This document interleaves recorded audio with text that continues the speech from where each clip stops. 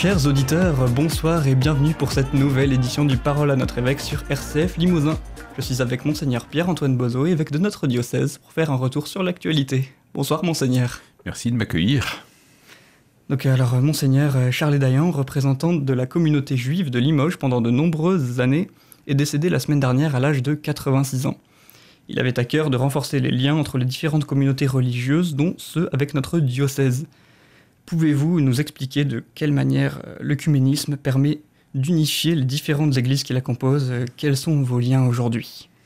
Alors c'est intéressant dans votre question, Rémi, le fait que vous employez le mot écuménisme pour parler de la relation avec nos frères juifs, parce qu'on fait une distinction habituellement assez claire entre la communion des différentes confessions chrétiennes, vous voyez, les catholiques, les orthodoxes, les protestants. Ça, c'est tous ceux qui se réclament de Jésus-Christ, et donc ça rentre dans le cadre de ce qu'on appelle les relations écuméniques. Et puis ensuite, on distingue du dialogue interreligieux. Donc ça, ce sont les religions, le dialogue avec des religions non chrétiennes, et donc c'est le cas du dialogue avec l'islam en particulier. Et en fait, le judaïsme, on le rapatrie assez facilement dans le cadre de l'écuménisme. Non pas que les Juifs reconnaissent le Christ comme le Messie, même si certains d'entre eux l'ont reconnu, mais parce que nous considérons que le judaïsme n'est pas extrinsèque au christianisme, mais on pourrait dire intrinsèque. Et donc M. Charles Dayan, dont les obsèques ont été célébrées il y a peu, qui était le président de la communauté juive, participait à nos rencontres interreligieuses. Mais on peut considérer vraiment que la relation avec les Juifs fait vraiment partie de la question écuménique. Vous voyez, la figure du Christ, à la fois, nous relie et nous sépare avec Israël, avec le peuple hébreu. Voilà. Et donc, il y a un lien unique entre les Juifs et les chrétiens, qui peut les rattacher à cette relation écuménique. Le pape Jean-Paul II, quand il était à la synagogue de Rome, Saint Jean-Paul II, en 1986, ça commence à dater, mais ça avait fait beaucoup de bruit à l'époque, il avait dit au grand rabbin de la synagogue de Rome, quand il était allé le visiter, c'était la première visite, c'était pas rien qu'un pape polonais aille visiter, vous voyez, la synagogue de Rome, et il avait dit, nous avons avec le judaïsme des relations que nous n'avons avec aucune autre religion, et il lui avait dit, vous êtes nos frères préférés et en quelque sorte nos frères aînés. Voilà. Donc c'est très important pour nous la relation avec le judaïsme. Ça explique que l'antisémitisme qui naîtrait au sein du christianisme est d'autant plus insupportable, et que nous sommes très attentifs à la relation avec la communauté juive. Alors, à Limoges, la communauté juive n'est pas très nombreuse, il y a en tout cas assez peu de juifs pratiquants, et donc c'est une perte réelle, le décès de M. Charles Dayan. J'avais des très bonnes relations avec lui, mais de fait il était assez fatigué et n'avait plus beaucoup de force pour s'engager dans le dialogue avec les chrétiens. Mais c'est un thème important, et j'espère que nous pourrons retrouver un dialogue avec celui qui lui succédera à la tête de la communauté juive. Alors demain, au Parvis des Clarisses, sera proposée une conférence dans le cadre des Holy Games par Arnaud Boutéon, donc membre du comité des directeurs des Holy Games. Donc comment est-ce que l'Église arrive-t-elle à s'associer aux Jeux Olympiques ? Bien, je pense que l'Église n'est pas étrangère à la question olympique. D'abord parce que historiquement, peut-être vous savez ça, le baron de Coubertin, qui a remis dans l'actualité les Jeux Olympiques, était étroitement lié à un certain père Henri Didon, qui était un dominicain, avec lequel il a beaucoup travaillé. Et ce père Henri Didon a été non pas l'initiateur, c'est vraiment le baron de Coubertin, mais il a fait très en lien avec ce père Didon, qui est à l'origine, me semble-t-il, de la devise des Jeux Olympiques, Titius, Altius, Fortius, vous voyez, plus vite, plus haut, plus fort. C'est une devise du père Didon, qui avait célébré lui-même lors des premiers Jeux Olympiques une grande messe, parce qu'à l'époque ça allait dans le contexte. Voilà. Donc dès l'origine de la réactualisation des Jeux Olympiques, l'Église est impliquée, on peut dire, à travers ce père Didon, et puis au fond le fait qu'elle soit un peu la matrice de la civilisation européenne. Et puis ensuite, plus profondément et j'allais dire spirituellement, il y a dans la vie chrétienne non pas une dimension de compétition, encore que plutôt une dimension, on pourrait dire, d'entraînement. Saint Paul, dans la première lettre aux Corinthiens, au chapitre 9, a une citation où il dit « Tous les athlètes à l'entraînement », il fait allusion au jeu du cirque, vous voyez, et donc tous les athlètes à l'entraînement s'imposent une discipline sévère, il fait ça en faisant allusion à, à l'espèce de règle de vie que doivent avoir les chrétiens pour avoir une vie droite.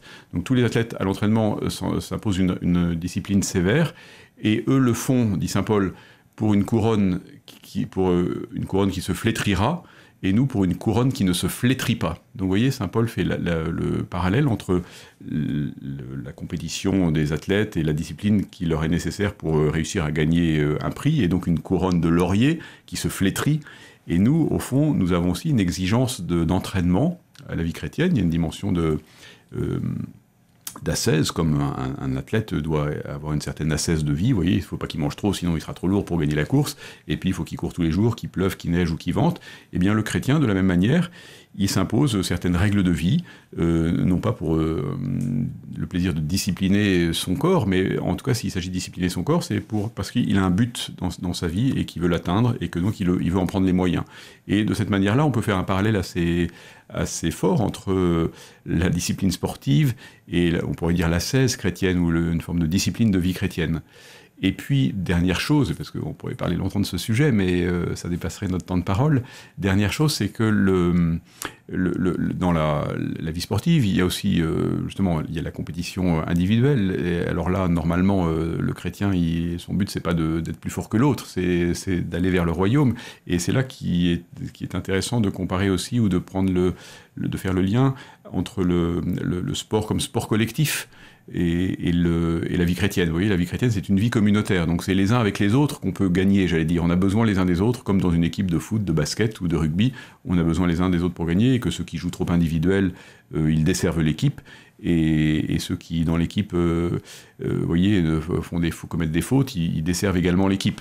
Voilà. Et donc, c'est aussi une bonne analogie pour parler de la vie chrétienne. Ce qui fait que toujours, vous voyez, l'Église, dans sa relation aux jeunes, mais aussi dans son histoire, a été assez partie prenante. Vous savez qu'à Limoges, par exemple, beaucoup des patronages sont à l'origine des grands clubs sportifs, le CSP, le Cercle Saint-Pierre. Hein. C'est un patronage catholique qui est devenu, après une autonomie, et maintenant complètement sécularisé, mais qui est à l'origine fondée par l'Église, qui était très sensible au fait de permettre aux jeunes de pratiquer les sports, parce qu'elle pensait que c'était bon pour eux. Vous voyez, un corps sain dans une âme saine. Alors, le Parvis des Clarisses a ouvert ses portes depuis maintenant 7 mois. Alors, ce lieu ne désemplit pas. Quel bilan dressez-vous ? Alors, c'était encore un peu tôt pour faire un bilan, mais en tout cas, de fait, en 7 mois, on voit que ce lieu correspondait à un besoin qui n'existait pas, enfin qui n'était pas honoré à Limoges. Et donc moi je suis très très heureux de ce qui s'y passe, de ce qui s'y vit, de ce que je vois quand j'y vais. J'essaie d'y passer assez régulièrement. Il est ouvert presque tous les après-midi grâce à un grand nombre de bénévoles et d'associations, confessionnelles ou non, qui s'y impliquent. Et ça permet de recevoir des gens seuls, un peu des gens de la rue, des gens qui ont besoin de parler, une grand-mère avec son petit-enfant qui se promène dans le quartier, qui vient lire une BD avec lui. Il y a des accueils pour des personnes handicapées mentales, donc au fond, plein de gens trouvent. Et puis on peut simplement, en se baladant dans le coin, aller prendre un petit café. On trouve toujours une oreille attentive. Parfois c'est une sœur franciscaine, parfois c'est des membres de la communauté Foi et Lumière, parfois c'est des bénévoles de la Bonne Assiette.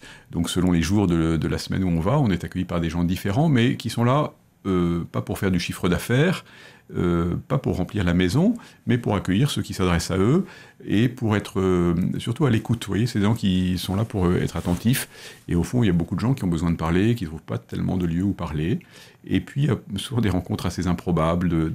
Enfin, en tout cas, à chaque fois que j'y suis allé, j'ai été marqué par... une fois, j'ai rencontré un prêtre qui était sur le chemin de Saint-Jacques et qui n'avait pas où loger la nuit, et c'était pendant l'été. Je l'ai accueilli à l'évêché avec beaucoup de joie, un prêtre allemand. Je ne sais pas où il aurait certainement trouvé, où il aurait dormi sous les ponts, où il aurait trouvé un hôtel ou quelqu'un pour l'accueillir, mais en tout cas, il se trouve que c'est une espèce de plateforme de rencontre avec souvent, on voit la Providence à l'œuvre, des très belles choses, donc, et un mélange entre les plus pauvres, ceux qui ont besoin un peu de solidarité, de chaleur humaine, et puis les gens qui sont contents d'avoir du temps à donner, dans un cadre assez souple, avec à la fois, vous voyez, au-dessus dans le parvis de plein-pied, il y a un oratoire au-dessus, et les gens savent qu'on peut aller prier, et puis même maintenant, il y a l'adoration du jeudi 15h au vendredi 15h chaque semaine. mais également on peut venir sans avoir aucun désir spirituel ou confessionnel, mais finalement c'est un lieu où on peut parler de Jésus et on peut venir sans avoir envie d'en parler, mais c'est un lieu où c'est possible de rencontrer le Seigneur sans avoir à venir frapper à la porte d'un presbytère. Voilà. Alors le 29 mai prochain, le diocèse proposera un événement un peu inédit, une soirée de levée de dons qui représentera 9 projets engagés au service du bien commun, dont certains seront diocésains. Nous pouvons déjà découvrir 3 projets dans le nouveau sillon sorti cette semaine. Alors cette soirée est encore loin dans le temps, mais pouvez-vous dans un premier temps nous expliquer comment vous est venue cette idée innovante d'appel aux dons ? Oui, l'idée c'est que les donateurs habituels du diocèse, ce sont les donateurs de ce qu'on appelle le denier de l'Église, qui est un don extrêmement important, qui fait vivre l'Église. Vous voyez, c'est les gens qui comprennent qu'ils font partie d'une famille qui doit faire vivre, voilà, les donateurs habituels. Mais il y a tous les autres. Et donc l'idée de cette soirée Limousin solidaire, c'est d'aller chercher des cercles un peu plus larges et de faire une soirée vous voyez, de générosité publique, une soirée d'appel aux dons, un peu modèle américain si on veut, ou avec un public un peu différent, en élargissant notre carnet d'adresses et en permettant à des gens différents de se rencontrer, parce que les projets ne seront pas que des projets portés par l'Église catholique, certains en seront, et seront tous des projets avec une dimension de solidarité assez forte, et donc qui peut séduire, attirer des donateurs qui n'ont pas une relation particulière avec l'Église, mais qui ne sont pas opposés à faire un don dans ce cadre-là. Donc c'est un essai que nous faisons, y compris des plus grands mécènes, ou des chefs d'entreprise, des gens qui veulent soutenir des projets comme beaucoup d'entreprises le font. Et donc c'est une proposition un peu audacieuse, un peu alternative pour essayer de chercher des fonds pour nos projets de solidarité en particulier, en dehors de nos cercles habituels. Vous avez été à la rencontre des agriculteurs, donc quels ont été vos échanges pour les diocésains ? Est-ce que vous pouvez livrer le bilan de cette rencontre ? Qu'en est-il sorti en somme ? Alors j'étais très heureux de passer une petite heure à Boisseuil où il y a un grand rassemblement, des pneus qui brûlent et beaucoup de tracteurs et des gens relativement paisibles mais déterminés. Donc je suis allé avec le Père Morin, le vicaire général, et nous avons été très bien reçus. Je crois qu'ils ont été sensibles au fait que l'évêque vienne rencontrer pour dire la solidarité de l'Église avec le monde agricole et sa souffrance, notre prière pour eux. Et puis également, pour moi, l'important, c'était pas seulement de leur dire des choses, c'était surtout d'être à l'écoute, de sentir un petit peu les difficultés qui étaient les leurs, même si je lis les journaux comme tout le monde. Et puis, dans mon ministère d'évêque, en faisant des visites pastorales, moi-même, j'ai grandi dans le milieu rural, et auquel je ne suis pas étranger. Et puis, je rencontre énormément d'exploitants, de toutes petites exploitations, des paysans en Creuse ou en Haute-Vienne, et puis des gens engagés dans le monde agricole de manière extrêmement diverse.